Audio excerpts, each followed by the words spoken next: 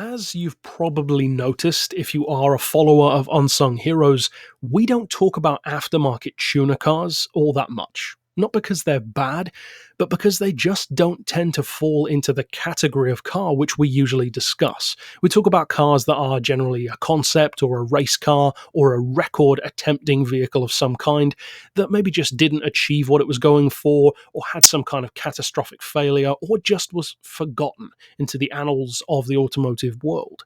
This, though, transcends the gap.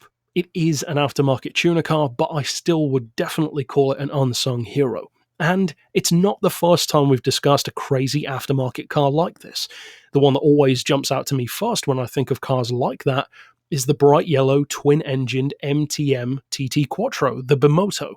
It's a crazy car. And it's exactly the kind of crazy that I love in Unsung Heroes. This is another prime example. The H&R Mission 400 Plus, as it's commonly known, technically though, as the title says, the Jürgen Alzen Motorsport Mission 400 Plus. Clearly, of course, Porsche-based, the 911 of the 997 shape in particular from around 2006, and the story behind this car, and also the way the story panned out, is the reason why it's here. It's not just another tuned-up Porsche. Of course, there are plenty of those out there. This is a special car because it's a car which didn't quite achieve its ultimate goal, but it got pretty close, at least from the research that I did, and it's still one of the fastest aftermarket tuner cars ever built. For that alone, it deserves to be better known than it is, but also the fact that the car comes from a place of, you could say, failure, and also was developed into much more of a success than it easily could have been, I think warrants having a lot of respect for it. Plus, it's another typical example of a car being victim to a rival, and we'll get to that rival toward the end of the video. Now, the idea behind the car and its inception came from around 2006, because a company called Jürgen Alzen Motorsport, who the owner of which is Jürgen Alzen, is a motorsport team who field 911 GT3s in endurance races at the Nürburgring. And in one particular 6-hour endurance event, their car crashed on lap 2 and was unable to finish. A crushing result, so early on as well. However, the result was that Jürgen Alzen sat down with Hardy Vonderbreek, who was the, I believe, marketing director, if I recall correctly, of RSprings, at least at the time. I'm not sure if he's still in that role. And they discussed maybe some kind of alternative way that they could continue their multiple years of business together in a way that still partners the brands, but also does it in a different way than just motorsport. Try something different, something more eye-catching that appeals to a wider audience than what they already do. That was where the inception of this idea came from. Why don't we make the fastest street-legal sports car in the world? Not just the fastest car, but specifically a sports car. And that, I think, is a genius move, because trying to go all out for the fastest car in the world, even back in 2006, when this concept was first shown at the Essen Motor Show in Germany, it just wouldn't have worked. Koenigsegg was already up there with the CCR, the Bugatti Veyron was already starting to be around. What they were trying to do was more specialized than that. However, that's not to say that it wasn't a serious high-performance contender, because this car actually did end up being one of the fastest cars in the world at the time, which is all the more reason why it's an unsung hero. Have you ever heard of this before? Chances are probably not. Some of you, of course, will have, but most won't. How can you possibly have a car that's one of the fastest in the world in modern times that you still haven't heard of? Here's a prime example. Now, as far as how the car was actually developed, they took some parts of stuff like their GT3-based 997, but predominantly a 997 turbo-based model with a lot of major changes. Now, the third company that was involved, as well as Jürgen Alzen and RSprings, was RS Tuning. Now, Jürgen Alzen built the car itself. RSprings covered, surprise, surprise, the suspension side of things, and RS Tuning covered the engine. Now, the engine itself was taken from, of course, the 3.6-litre 911 turbo of the time. Flat-six engine, already twin-turbo, very, very impressive performance car. But for this one, The engine is still in the back, of course, rear-mounted. Instead of all-wheel drive, it's rear-wheel drive with a 6-speed manual gearbox, and they heavily overhauled the engine. You're looking at improved cams, bigger twin turbo, bigger intercoolers, uprated exhaust, multiple other things that I'm not even going to list in the video because you can look it up on Google if you want to know the full spec sheet. And the end result was a car which actually had a bigger engine than it started out with, bought out from a 3.6 litre to a 3.8, and huge numbers. 1,054 horsepower at 1.5 bar of boost and 760 pound-feet of torque. Now, considering that the car has aluminium suspension components, Lexan windows instead of glass, it has carbon fiber doors, the engine cover, the trunk on the front is carbon fiber as well, stripped out interior, doubtless it's a lot lighter. Plus, of course, it's not all-wheel drive, saving even more weight. I don't know what the exact weight of the vehicle is, and it may be possible to find it out there, but I didn't in my research.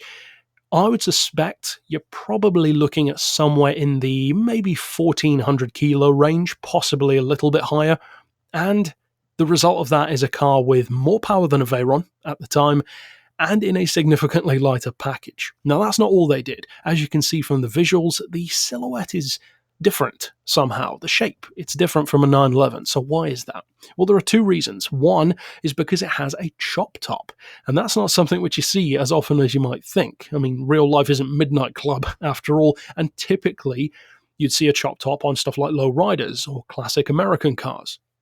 In this example, though, it's an obvious choice. It lowers the center of gravity, improves the aerodynamic profile, makes the car that much more efficient. So they gave it a 3-inch chop top, angled the A-pillars by 5.5 inches further, and then, of course, adjusted the B and C pillars accordingly as well. So the car is lower, it gives the appearance of being wider. It also is actually slightly wider with more aerodynamic fenders.